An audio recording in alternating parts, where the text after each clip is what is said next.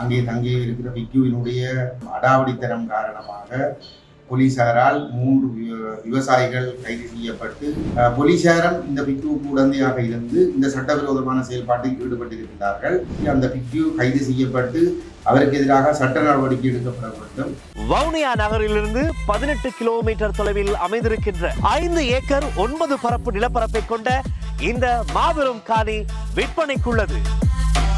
இன்றைய தினம் முல்லைத்தீவு மாவட்டத்திலே குமுளமுனை கிராமத்தில் அமைந்திருக்கக்கூடிய குருந்தூர் மலை பிரதேசத்திலே சட்டவிரோதமாக ஒரு விகாரை ஒன்றை அமைத்து அங்கே தங்கி இருக்கிற விக்குவினுடைய அடாவடித்தனம் காரணமாக போலீசாரால் 3 விவசாயிகள் கைது செய்யப்பட்டு அவர்களுடைய உளவியந்திரமும் கைப்பற்றப்பட்டு போலீஸ் நிலையத்துக்கு கொண்டு செல்லப்பட்டிருக்கின்றது.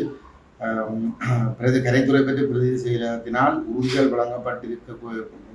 வழங்கப்பட்டு உறுதிகளை கைகளிலே வைத்திருக்கக்கூடிய விவசாயிகள் அந்த குருந்தூர் மலை அடிவார பகுதியிலே தங்களுடைய வயல் நிலங்களை உழவு செய்கின்ற ஒரு செயல்பாட்டில் ஈடுபட்டு கொண்டிருந்த பொழுது அந்த குருந்தூர் மலையில் சட்டவிரோதமாக விகாரை அமைத்து தங்கியிருக்கின்ற அந்த இனவாத பிக்குவினுடைய கட்டளைக்கு அடிபணிந்த போலீசார் எந்த விதமான நியாயங்களும் இல்லாமல் அவர்களுடைய கைகளில் உறுதிகள் இருக்கத்தக்கதாக அந்த விவசாயிகளை கைது செய்து கொண்டு சென்றிருக்கின்றார்கள்.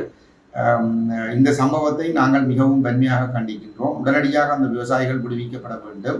இந்த விவசாயிகளுடைய செயல்பாடுகளுக்கு இடையூறு ஏற்படுத்தி அந்த பிக்கு கைது செய்யப்பட்டு அவருக்கு எதிராக சட்ட நடவடிக்கை எடுக்கப்பட வேண்டும். இதிலே தொல்பொருள் திணைக்களத்தினரும் இந்த பிக்குவுக்கு உடந்தையாக இருந்து போலீசாரும் இந்த பிக்குவுக்கு உடந்தையாக இருந்து இந்த சட்டவிரோதமான செயல்பாட்டில் ஈடுபட்டிருக்கிறார்கள்.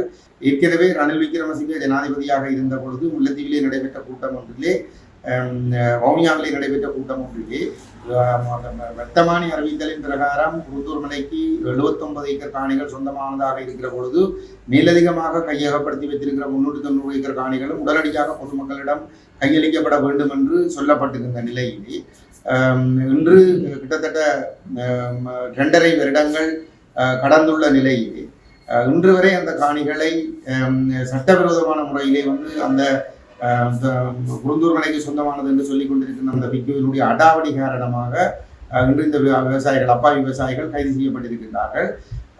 உடனடியாக இந்த விவசாயிகள் விடுதலை செய்யப்பட வேண்டும்.